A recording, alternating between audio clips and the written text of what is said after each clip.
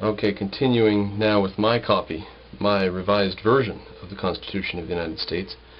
And I've got a typewritten thing from May of 2006, typewritten version I have here. And I had a lot of notes put on it sometime in the last 3 years. Probably at least a year and a half ago, I would say. So that's the version I'm going with, and my basic familiarity. And then I'm going to be reading the original Constitution from this book, The Meaning of the Constitution, 3rd edition, Angela Rhodey Holder and John Thomas Rhodey Holder. Now I have a little note here at the beginning. This should be considered an unfinished draft of the document. However, in essentials it is final and ready to be implemented. Now when I typed that up 3 years ago, what I meant was, if I die of a heart attack tomorrow and the world is hard pressed for a constitution, just a mad daydream, but this, I think, would do a very, very fine job compared to the United States Constitution. It would do at least that good, I think. Ready to be implemented, though, and I continue, some questions remain to be studied, and many small details may be changed without affecting the substance of the document. There are a few different things.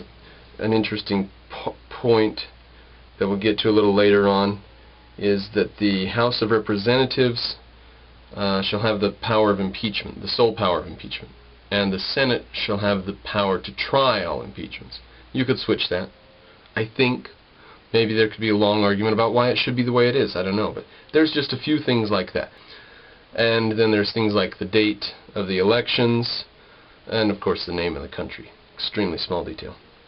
The most important and substantial changes that I've made are here included. Now I say here that ideally the amendments would be included in the body of the original Constitution, and I have not yet completed this task. I still haven't.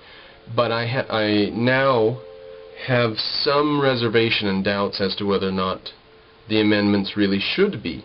I mean, the Bill of Rights was addended to our Constitution. It didn't pass with the Constitution itself. It came a bit later. So, and there was an argument about whether or not these should be stated outright in a list explicitly, because they're all included inside the Constitution itself. Why go to all this extra bureaucratic red tape measure to list the Bill of Rights, the amendments? So, well, the one good thing about it is it gave precedent to changing the Constitution further. And we needed the ability to change the Constitution just with an act of law, so that when we had the Civil War, we didn't have to dismantle the old government. If the old government were just completely tied up in racism, which it basically was, but if it were completely tied up in racism with no way to change it, that would be much more disastrous than if we have tied up with racism, but all we have to do is spend the next 8, 9 years straightening out every law in the country, and we'll be good. That's called Reconstruction and rebuilding the South and stuff. Okay, well, let's continue, shall we? So the Bill of Rights remains addended to this version. Now the preamble in the original Constitution says, "We, the people of the United States," and I've changed that to "this government," but from there on, "in order to form a more perfect union, establish justice, ensure domestic tranquility, provide for the common defense, promote the general welfare," I've stricken, not just because welfare is a bad word, the welfare state, welfare programs and so on, but because the government shouldn't be involved in promoting the general welfare. It should just be involved in securing freedom. What you do with your life is up to you. It just so happens that the general welfare comes along in your back pocket if you have freedom protected. Well, then let's just strike general welfare from the list. We've got it in our back pocket if we say we're free. So, to establish justice, ensure domestic tranquility, provide for the common defense, and secure the blessings of liberty to ourselves and our posterity. Blessings might connote some sort of God or deity, but doesn't necessarily have to.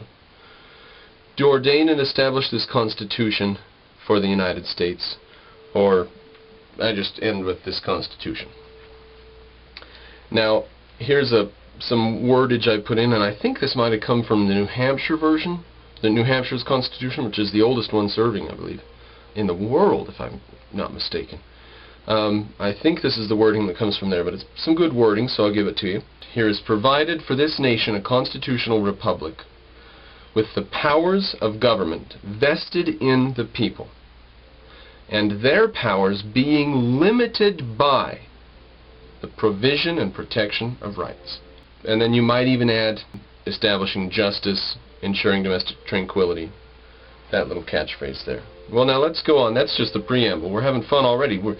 You can see how deep philosophically the founders had to be to write this stuff, because we have to have our sleeves rolled up and be ready for some work just to wade through it. Okay, Article 1, the legislative branch. The Legislature, Section 1.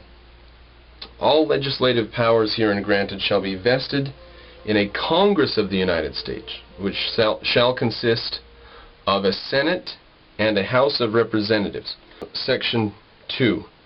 The House of Representatives shall be composed of members chosen every second year by the people of the several states. Now, the next sentence I might cut. I have a little note there that this might be cut, because I don't know exactly what it means. And the electors in each state shall have the qualifications requisite for electors of the most numerous branch of the legislature. That sounds like dry technical nonsense, but I don't know. If you're a lawyer in the area of the Constitution, drop me a line and let me know what the hell that means.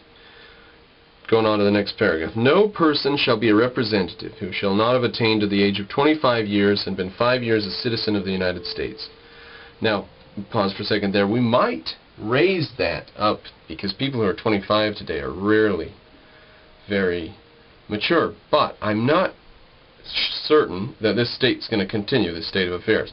I think in the future we're going to bring the age of college down to like 14 and the legal working age down to like 10 or something like this. I'm pretty sure that's going to happen in the next 100, 200 years.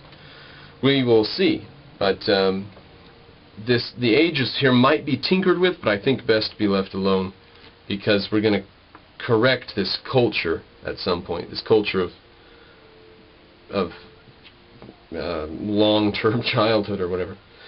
Okay, so let's talk about the age, and have been 5 years a citizen of the United States, and who shall not, when elected, be an inhabitant of that state in which he shall be chosen. Fine. I think that's fine. Representatives have to live in the place that they are representing. Representatives shall be apportioned among the several states which may be included within this union, according to their respective numbers. The actual enumeration shall be made within 3 years after the first meeting of the Congress of the United States. That's a sentence that could be adapted. So the representatives shall be apportioned among the several states. That's different from the Senate, which isn't apportioned. They're just 2 per state. The number of representatives shall not exceed 1 for every 100,000. Might tinker with that, maybe not. But each state shall have at least 1 representative. Now, I think we later on made it 100,000 people to become a state. We might run into that later. The body shall in no circumstance number over 500 people. Now, persons. Now, what is it today? Is it 435? I mean, it hasn't gotten over 500, has it? When vacancies happen in the representation from any state, the executive authority thereof shall issue writs of election to fill such vacancies. I have no problem with that. I think it's a fine way to handle it. The House of Representatives shall choose their Speaker and other officers, and shall have the sole power of impeachment. So the House of Representatives has the power to impeach the President. Impeachment means to order him to testify, under oath.